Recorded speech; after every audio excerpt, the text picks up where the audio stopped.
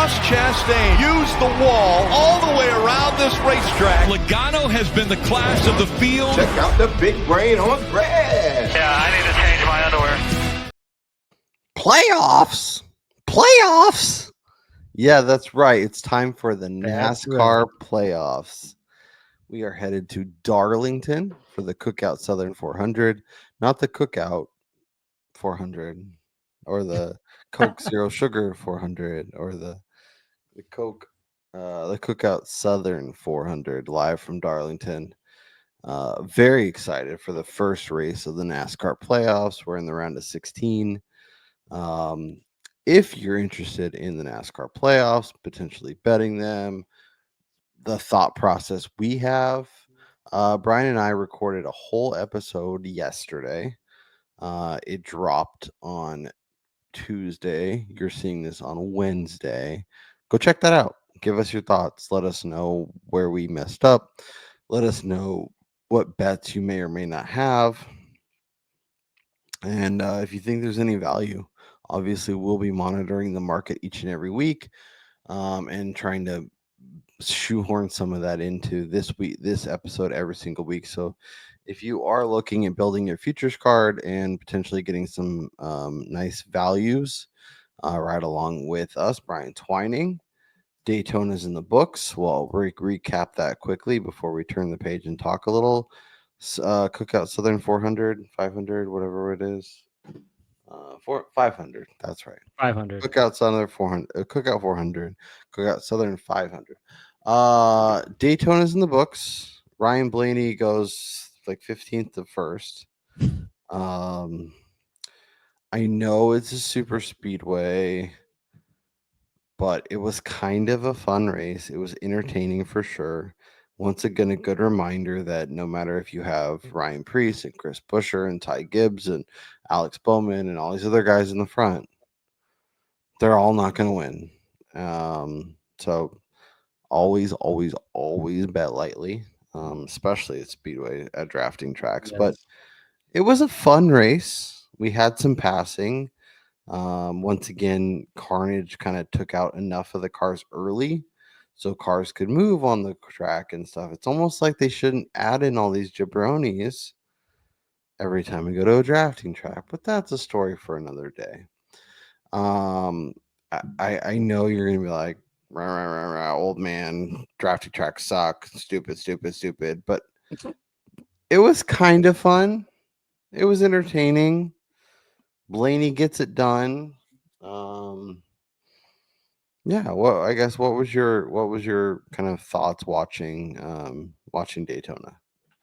I was delightfully surprised at the lack of fuel saving because I think the runs were segmented out in a way that we really only had one portion of the race where guys were actually saving fuel, which, bogged down the actual racing of the event. But something that we haven't seen in the last 7, 8, 9 super speedway races was there was passing up at the front consistently throughout the race. And there was just guys trading places and, people were taking runs no matter how many laps into a stage that we were. So yeah, like you said, it was quite possibly the most entertaining super speedway race, obviously excluding Atlanta, because to me, it's completely different now, that we've had probably in the last 2 years. And the finish too, prior to the next gen car, everybody used to say, and we even did it when we first started doing this, like, oh, anybody can win. It doesn't matter. Couple laps to go. Like you can make a run and get to the front, where we haven't seen that in the Gen 7 car, especially the last 2 years. And getting to see Ryan Blaney, Daniel Suarez, friggin' Cole Custer, for gosh sakes, make a move with 2 to go and find their way up to the front of the field with a chance to win. It was very refreshing, and it gives me hope that maybe with a little bit of changing of the package and maybe like the aero, that we can return to the excitement of past super speedway racing. Or just take like 10 cars off the track, and if you don't qualify in the top 30, then you don't get to race. Yeah. Or they just need to make the Daytona race the end of the regular season every year. Yeah, it was fun to see. I was shocked to see no carnage to the very end. Obviously, we got the wreck, but that was kind of after the race was decided. Shouts to Ryan Preece for keeping all four wheels on the track the whole day. Big win for him.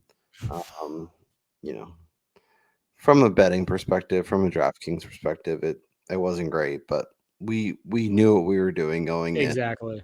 We planned on minimally investing and kind of going through that. So I will share my screen. We can run through DraftKings and our betting card quickly and get into the fun stuff, because I think there's some good discussions to be had for Darlington.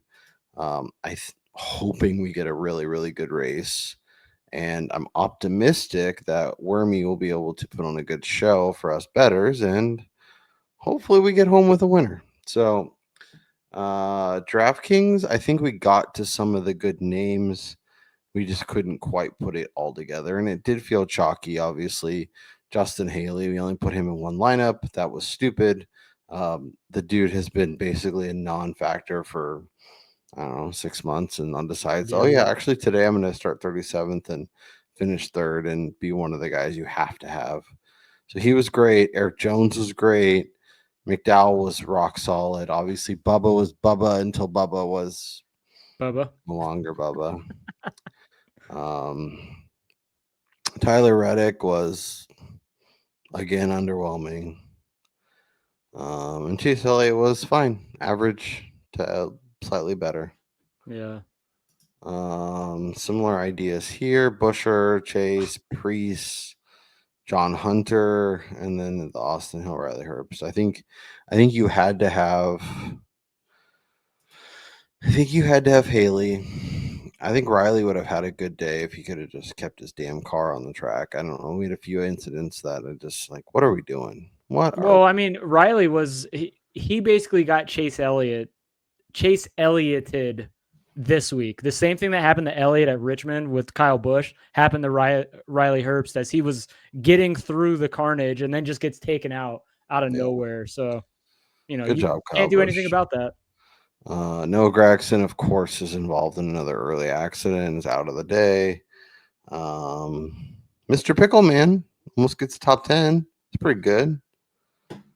Cody Ware started 35th, got 20th. Man, he was leading laps too. He was leading laps. He had 5 fastest laps, 23 laps led. The pieces were there. We just didn't put together. And then, puzzle. Of course, our guy BJ McLeod. That was so sad to see his car have a failure towards the end there. I was distraught when I saw it was the 78 that was smoking. Of course, Ricky Stenhouse was in the accident. Of course. A lot of the same names. Chastain was whatever. I don't know. I felt like we got to some of the good names. It's a super speedway. Look, I honestly, I don't think that there is no research. There is no data analysis. There is nothing that you can do to prepare for what is presented at Daytona or Talladega. Except for one thing. Joey Logano will be awesome. He'll run a lot of get laps. Wrecked. And he will wreck at the end and not finish where he started. That was something, and one of the reasons why I had zero interest in playing the 22, because I had a feeling he was going to lead a shitload of laps like he always does, and then something's going to happen because it's too aggressive up front. Yeah. So Reddick and Gibbs and Gibbs and McDowell. I thought Gibbs was going to get it done for me. I was like, come on, baby. Way. Make a move, get to the front, win this thing. At no point, whether he was running 5th or 8th or 20th, did I even consider Gibbs as somebody that had a chance. Of course not. Why would you do that? You beat Tyler Reddick running back in 20th. He's got a shot to win for sure. He's not but the thing about Gibbs, though, is like we've never seen him pop at a super speedway. Yeah, but we've never seen anyone pop until they've seen him pop. That's what I'm saying. So I picked a 3-pack of Gibbs. You got me suckered into Reddick because no one was going to be on him. And of course we were on him. And of course he didn't win. Yeah. And Daniel Suarez, 60-1. I thought that was a good number. I thought he had a chance. He was right there. He did. And of course Kyle Larson wins stage 1 because sure. All right. Yeah, It so didn't help that qualifying got rained out though, because no. stage 1 would have been completely different had we had qualifying and the Fords would have been up front. And like you mentioned, also the wreck happening basically broke up stage 1, where there was no fuel saving and all that kind of Yeah. impacted it too. But I'm still in the green, trying to keep it green the rest of the way. You're digging yourself out slowly but surely. Any other Daytona talk before we jump forward and talk a little? Let me fix this. Before we talk, Darlington. talk Darlington. Real race. No, other than Daytona being a very enjoyable race and something I stand by and still stand by, that it's the most aesthetically pleasing racing that NASCAR produces, and Yep. the ratings back that up again. It was the most watched race that we've had in some time, and Daytona just always does that. I had my fantasy draft during the race, and I got the race on. We went to a local pizza place, got it on one of the big TVs. I had some non-NASCAR fans paying attention ish. I do it every year. Maybe I can loop a couple guys in. There's one NASCAR fan in my group, so we were rooting for Byron and all the guys I had on my card. All right, let's shift our focus. Let's talk a little Darlington. Before we do that, make sure you click that like button and subscribe to the pod. We are here twice a week, sometimes 3 if there's playoffs or something. Be curious to see with the media day tomorrow. Playoffs. If we get some good nuggets out of media day tomorrow. But we're trying to get to 1,500 before the end of the season. If we do, we'll do a $100 giveaway. There's already a $100 giveaway in our grid rival contest, so hopefully you got into that. And then if we get to like 2,000 before the end of the season, which seems like a not likely given football's attention on Stupid football. I know Brian works for football yet hates football. We will do 250. So smash that like, get your friends to like it, subscribe it, all that good stuff. Let's talk through the odds. So Kyle Larson 550, Blaney 6, Denny 6, and I'll pull up other odds and we can kind of reference back and forth. But Byron and Reddick is all your guys inside 10-1. Obviously, some of these numbers opened a little bit longer. They've since moved, but as the market sits now, Brian, is there anybody tickling your fancy at this inside 10-1 price? The 2 names that I gravitated to first before even seeing the odds were William Byron. It's gross. I really don't think he's going to win just because he can't win. And the guy who, shocker, Ryan Blaney, who has been incredible in this package this year and was the race winner in the spring, had Kyle Larson not gone full zero talent maneuver at the end and put Tony the Tiger into the center wall again.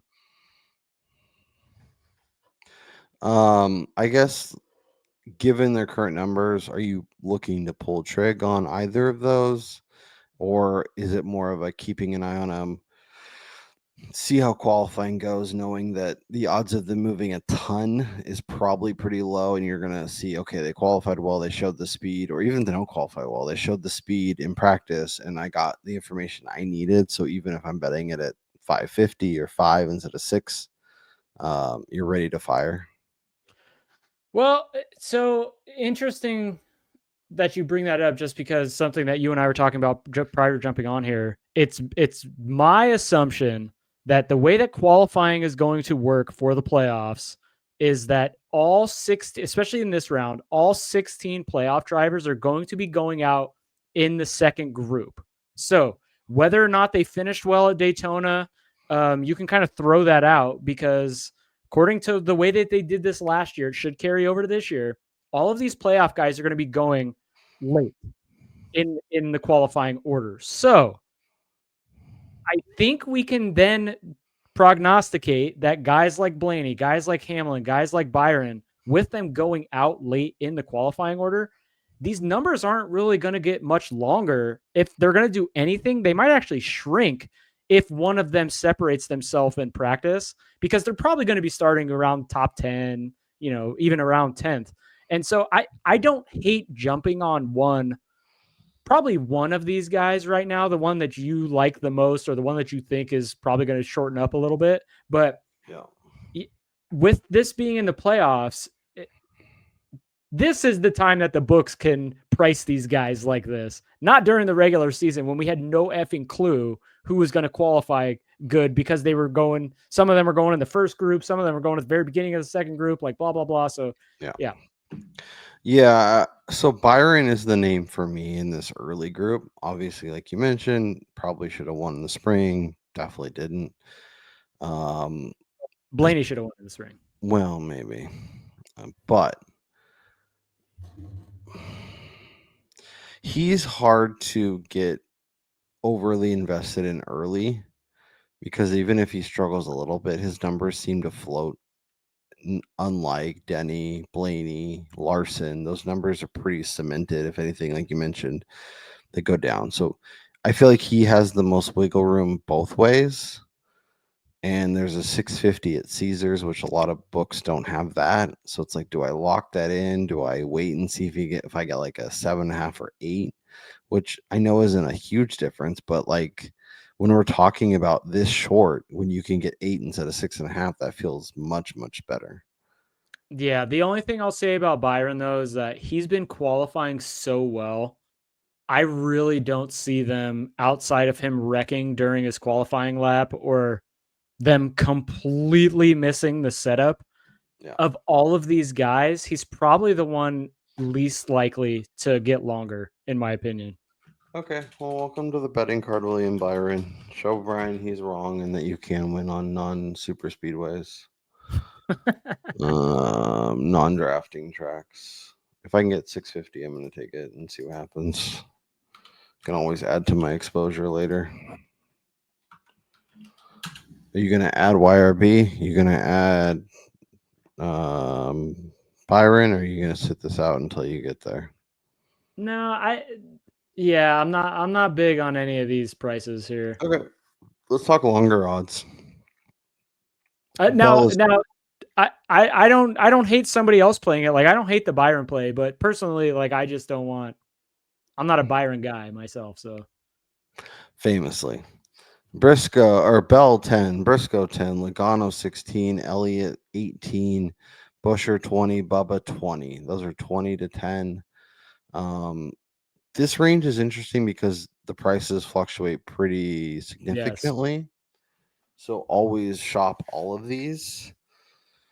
The name I want to bet that I don't know if I'll find a number that I actually like. I found an offshore price that was much longer than what you can find in market. I'm not betting 10, but Chase Briscoe I think can be really good. And like you mentioned, obviously he won this race last year, has been a qualifying machine.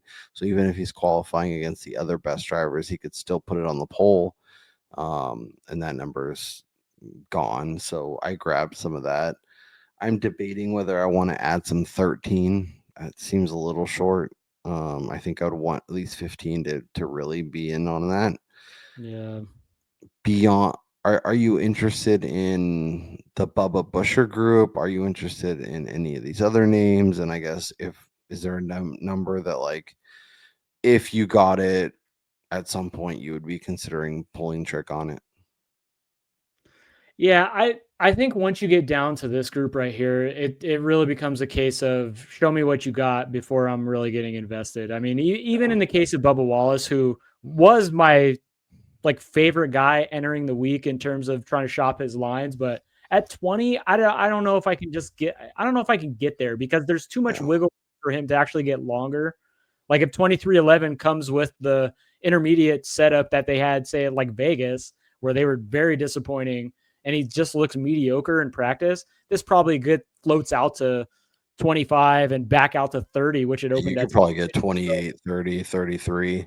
Yeah. And that's the thing with Bubba too, is like he's 20 basically everywhere, but he is such a guy that, like, if the books don't get action within that first little bit, they're happy to float him.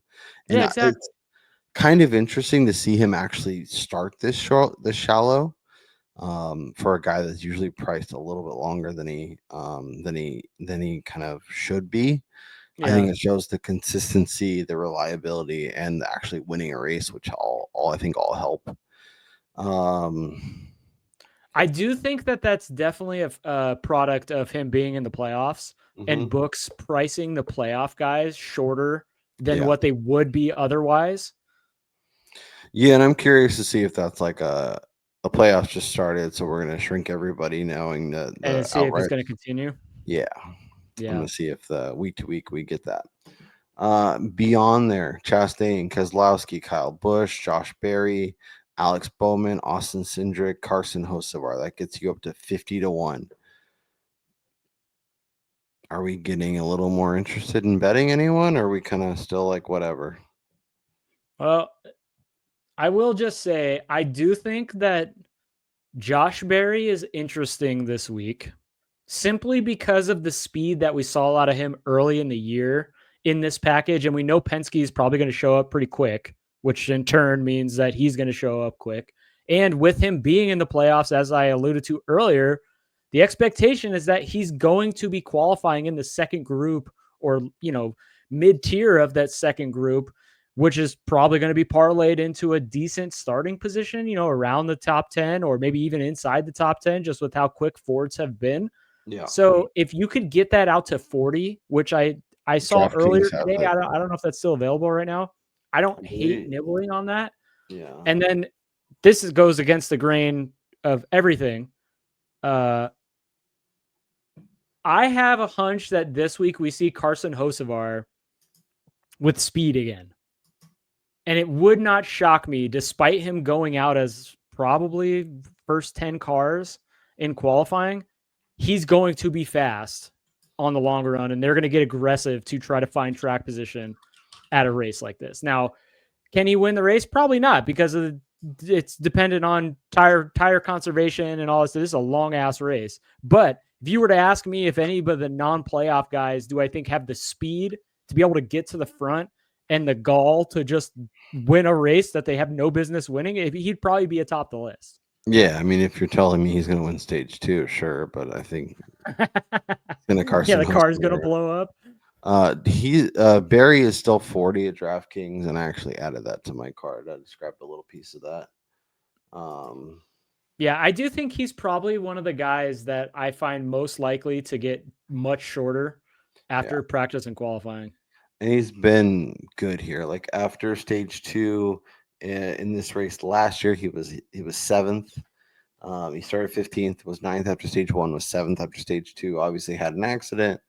The spring race, he was doing similar stuff. He was up to 5th after stage 2, and then obviously had an accident. So back-to-back accidents. Third time's the charm. 40-1. I'll grab that. We could be. I assume when we're talking Saturday night, he is 18-25, and if I can get 40, I'll happily take that. Yeah. There is already somewhat 20 something in market, which is a non-starter for me. Yeah, he's 25 some places. He's 33. I don't love that. I think I needed to start with a 4. Any of these longer odds guys? Your boy Ty Gibbs is right here.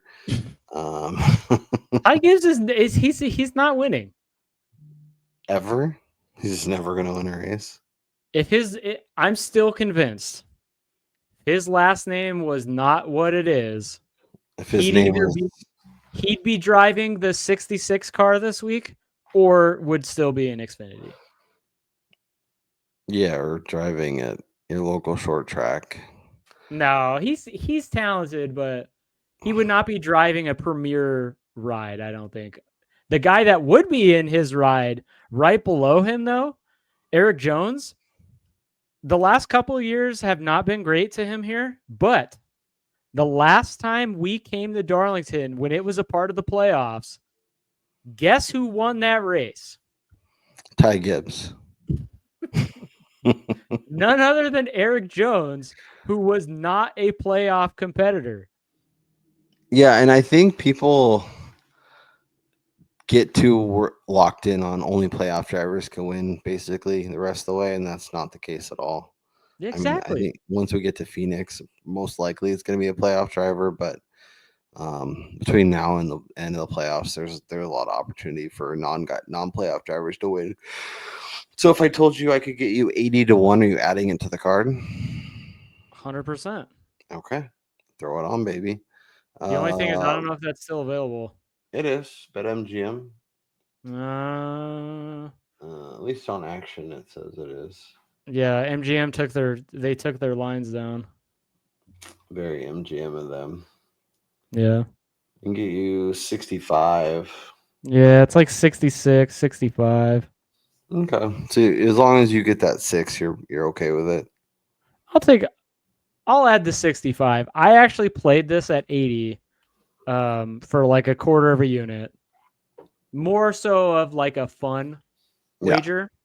But I do think that there is a world where Eric Jones is surprising some people this week. Considering this is also a track that he's been successful at in the past. As I said, he's won here and he's gotten better as the season has got on. The one thing I will say, and I've been harping on all year, Brian, is just because you got, Bubba at 50 doesn't mean not to bet him at 35 when he wins a race, or yeah. As long as it's long, like if you got 35 and it's now 12, like obviously no. And he's around guys, but at 60 something, I think it's he's actually 70 at ESPN as of this recording. So. Perfect. Grab some of that. Also pull up ESPN bet. I know not a lot of people have access to that. But yeah, I would nibble at the 65. Yeah, I think that is reasonable. Any other longer shots than that, or is that kind of where you draw your line? No, yeah. People are going to talk about AJ Allmendinger just for overall speed, but I feel like I expected so much more from him this year, and it was a bad year. He's shown well. Earlier in the year, he was a top 10 darling in this package, but they just can't put together full races. Man, Ty Gibbs is 55 at ESPN. Ty Gibbs is not winning. Every time we go to a track where tires are going to matter, he'll be great for like a stage and a half. That's what I'm saying. Like, and this is the longest race that have tires like that. Like, Ty Gibbs may not survive. All right, you're right. Okay.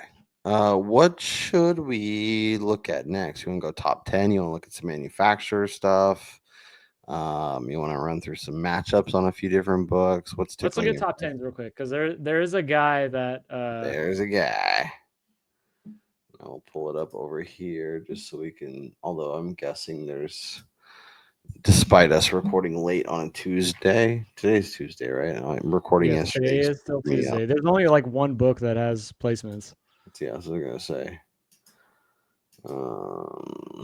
And it's our friends over at Skeezers. Bet Rivers has placements too. Oh, do they? Okay. Yeah. Oh, and so does Bet365, but not everybody has that. Yeah. Hocevar top 10 at 2 plus 210. Hell no. If you're betting Hocevar, you're betting him to win, and that's it. Yeah, I'm not touching top 10 at 2-1. Are you crazy? I think he's got like 3 top 10s all season.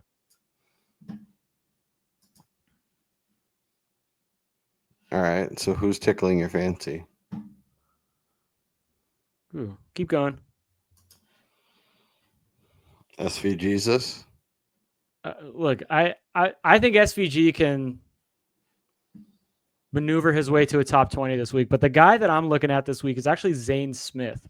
I did a quick little research on him this year in this package, the most similar tracks, like it's going back to what Win the Race is saying here. So he has an average finish, I believe, of just under 20th here in this package, but we're talking about a bunch of mid to low teens results at these similar types of tracks, including a 12th place result here at Darlington earlier in the spring. So, and this is a guy who's been getting better as the season has gone on. He's probably going to qualify well despite him going out early because he's been fast on Saturdays. 10-1 in a race that we're probably going to see some people have issues on pit roads, maybe some people wreck.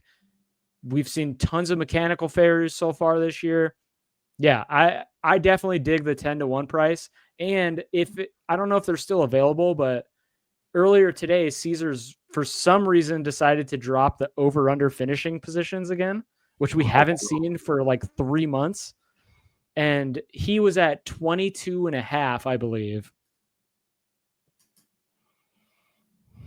which for me was an automatic. I'm betting the under on that. Yeah. No, I like that. I like that a lot. Yeah, they're gone though. You can get 12 for him to top 10. Yeah, 365. Yeah. Yeah. I've actually played that offshore, not a 365, but sure. So look at what our favorite offshore has him at. I don't hate the 10 either. Yeah. No, I think it's fine. I think you have to understand what you're jumping into. Like, it's clearly 10-1 for a reason, but exactly, it's a lot more realistic than I think the odds indicate. Yes. Yeah, I can get 12. Might do that. I like it. I like that a lot. Any other top 10s or even top 5s, top 3s that you're considering? Well, I told you before the race, one of the actual bets that I've made for this race, top 5, there's no such thing as a lock, but as close to it, I think, as we're going to get, is William Byron. And if you can get that at anywhere near even money, I feel like he's probably the safest option this week. Minus 110? Yeah, I don't hate that. I mean, I played it at even, so. Yeah. And you'd rather do like even minus 110 for a top 5 than plus 160, 165 for a top 3? Yeah. I think at Darlington, a track where we saw it in the spring, Byron led the entire race and then wound up finishing 4th. What did he finish? 6th? Yeah. Well, the other thing I could see happening with him is like something stupid happening, like speeding on pit road, and then getting back through the field and getting to like 4th or 5th, but not. Whoa! Wait a second. Or no, he actually wound up finishing 2nd here in the spring. So, he's still got that top 10, that top 5, and he did top. Yeah, 3. he got past. Who got around him? Everybody had gotten around him at the end of the race. That's the thing is. No, because on the long run, what happened was Rudy Fugle kept him out 2 laps too long. And so Tyler Reddick had jumped him. Denny Hamlin was elite on pit road, so he had jumped him. And I think Christopher Bell did too. And then Ryan Blaney had a friggin' absolute rocket ship from the future on the long run. And he wound up passing Tyler Reddick with 4 to go and was about to win before Kyle Larson did his friggin' Tony the Tiger, let's go. Why? He actually did the Tigger wild craziness wreck there. He was no longer Tony the Tiger. He was Tigger from Winnie the Pooh. Should we be talking more about Christopher Bell? I feel like we always just kind of like skip over him. It's hard to predict what he's going to do, because if he doesn't look great in practice, which he has become pretty common for the 20 team recently, and then he doesn't qualify very well, which has been also very common for this team this year, these numbers might get a little bit longer. All right, let's look at some manufacturing stuff. Top 4. Do you think there's any value in someone not named Ryan Blaney? Josh Berry? Or are we playing with fire as somebody who could potentially win or at least top 3? Yeah, I'd probably, for Barry, I think you look at like the top 5 market. Zane Smith, 75-1. No. Not at Darlington. We're already like 10th, like barely. Yeah, exactly. Chevy, William Byron plus 155 for a top Chevy instead of top 5. I don't hate that look, but at the same time,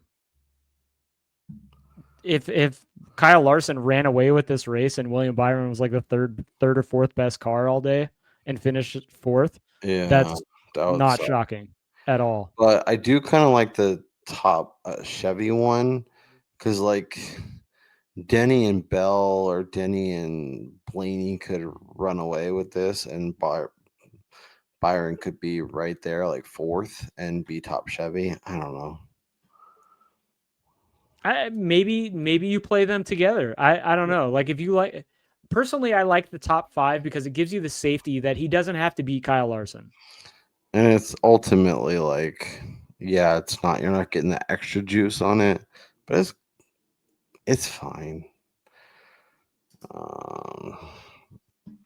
Top Toyota. Like Briscoe is somebody that's interesting, but like if I'm in a thing with Denny and Reddick and Bell, and like just give me the winner or give me a top 3. Yeah. Oh, I don't see any value No there. interest in your boy Ty Gibbs there? How did he become my boy? He's definitely not mine. I can tell you that. Bubba Wallace? Yeah. 20-1. I'd rather just bet him to. I'd rather bet him to top 3 or top 5. I think it's more interesting. Yeah. Yeah. I feel like Gibbs is a guy where he could pop and maybe be competing up front, but I don't know.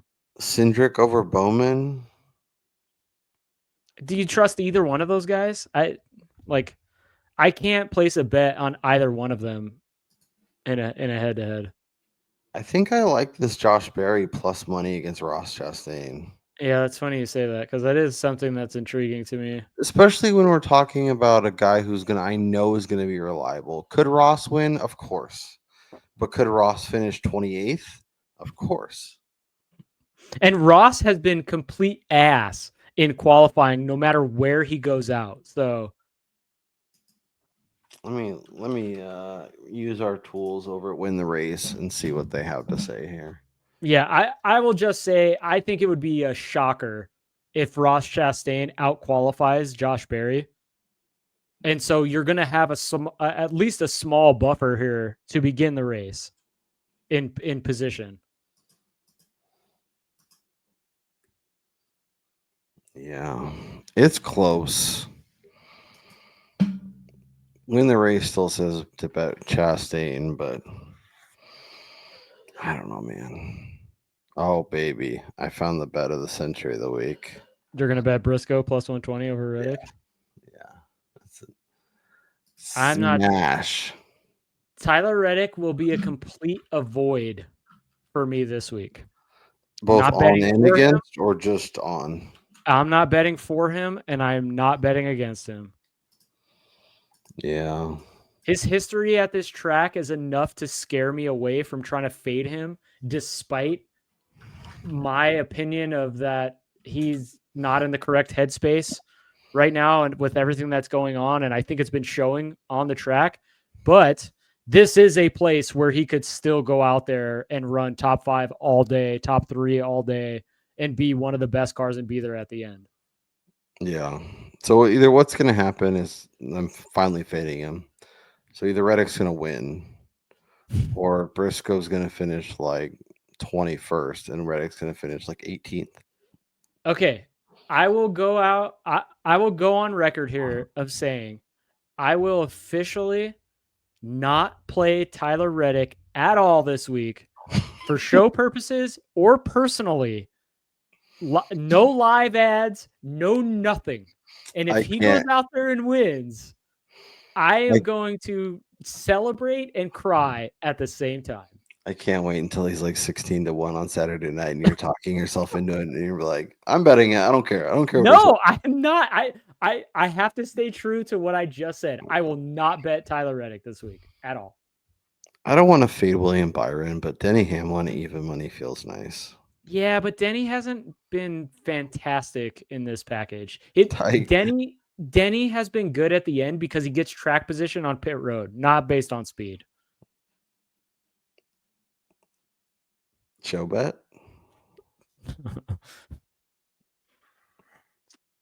I'll take Hocevar over Gibbs, regardless of whether or not it's a show bet. Okay, do it. Add it on there. I'll even take the minus 120. Oh, so you are going to take the other side, huh? Oh yeah. Oh man, I have to. I keep typing in question marks when I'm trying to put in the bet. So maybe that's my brain slowly telling myself, what are you doing? Your brain is telling you, no, don't do it. Why are you doing this to yourself? But I'm gonna do it Yeah. anyway. So let's ride. Sure. Not that one. This one. Thank you. All right. What else could we look at? Is there any other matchups up? ESPN Bet has matchups. Okay, let's see. Just had that up. I should still have that up. Apparently I don't. That's fine. All right, here we go. I will pull that up. Motorsports, yes. All right, here we go. Matchups groups. I do like how they do this. All right, so Bowman, Cindric, Bubba Bell, Chase, Logano, Denny Byron, Barry, Chastain. It's all the same, right? Yeah, there's not there's not a lot. Let's see if our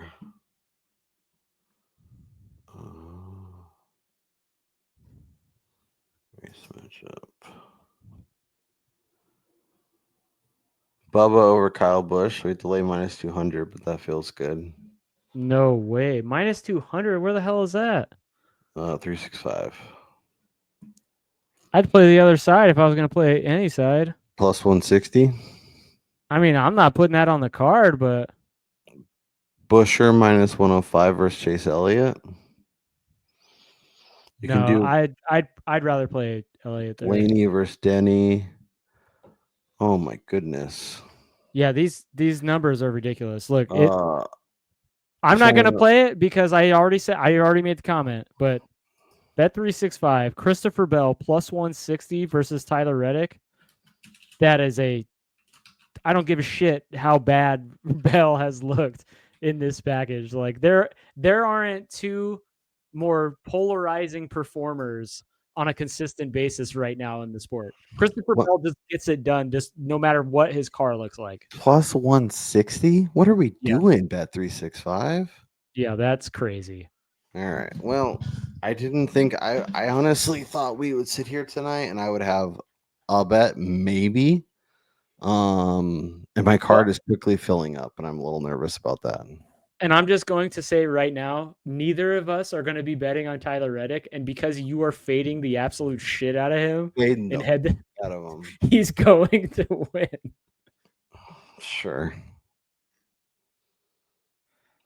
Maybe I'll just bet his championship future as a way to hedge.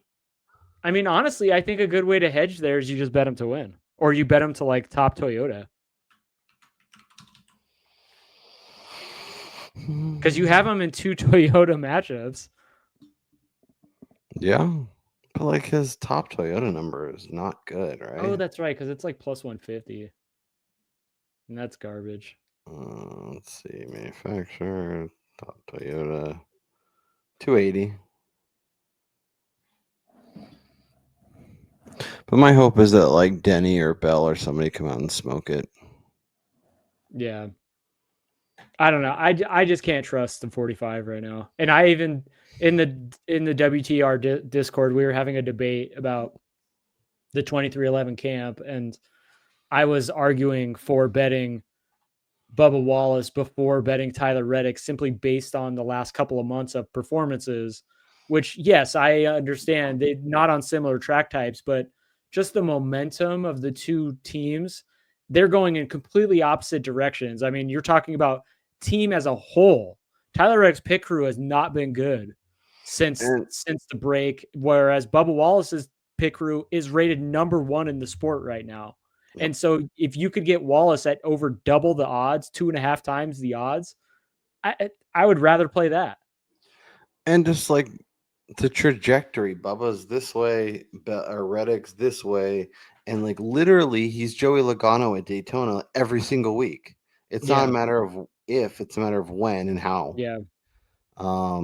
Yeah. Sorry, and I just remember this is the scene of Tyler Reddick getting sick in his car last year. Oh, this is where he shit himself? Yeah. Amazing. It's our intro. We gotta love it. This is where he was having the stomach gurgles, and he still finished well. Yeah, I know that's even when he was shitting himself, he still did well. We may be potentially updating the intro during the off season. So if you have any favorite clips, highlights, sound bites, whatever, drop them in the comments. Maybe we can mix them into our video, or let us know. Would you want to see more of us in the intro, or do you like having it in the NASCAR way? Anything else come into mind, Brian? Yeah, no, we got to wait for more markets to come out, but yeah, I do think we really got to see practice too.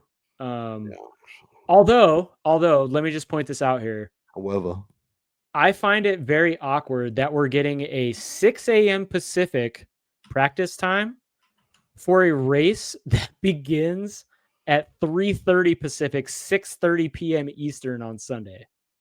Oh yeah, because the holiday. So that is definitely something to think about when we're watching practice and qualifying. Like the track conditions are going to be way different. Not going to tell us anything. All right. Well, I guess the hope is that the books see something, overreact to it, and we can take advantage of it. But I don't know. All right. So Byron 650 is on the card. Josh Berry 40-1 is on the card. I also faded Reddick with Briscoe and Bell at plus 120 and plus 160 respectively. And then Brian and I went head to head on Gibbs versus Hocevar. Brian has Eric Jones at 70. He likes at 60 something or above. Zane Smith to top 10 at 10 or above. Hocevar over Gibbs just to lose to me. And the Byron top 5 at minus 110 is on the card. Our cards are getting busy already, Brian, so that's interesting. Make sure you smash that like. Make sure you subscribe if you've yet to do that, especially if you've been here all season. Really appreciate everybody who's here each and every week, giving us feedback, giving us thoughts, interacting with us on the X Everything app. Jump in to win the race. Discord. Now is a good time to test out the kind of the rest of the season. $30 a month is a great deal. Join their Grid draft. Rival. Grid Rival AOP 25. You can still get in on that throughout the playoffs. $100 deposit match up to $100, or 100% deposit match up to $100. There we go. So if you do $100, you get $100. You have $200 to play with. Should get you through the rest of the way. Appreciate everybody. We will be back in your feed Sunday morning, not Saturday morning, which is a little weird. We have the first official week of college football. I'm very excited. Just be prepared, because Saturday night's recording, I may boy be Brian might be a little inebriated. But for now, horns down, go Bucks. Brian and I will be back. Make sure you hit subscribe, all that good stuff. And go check out our playoff preview. We had a good conversation. We filled out the little eliminator thing. We made it all the way through. We crowned a champion. You'll be shocked at who we picked. And we made some good decisions. And, we think they're good decisions. Well, we think we did. I'm going to add another bet after we get off this pod. That is Brian Twining. I'm Kyle Robert. Enjoy the rest of your week, and we'll talk to you next time.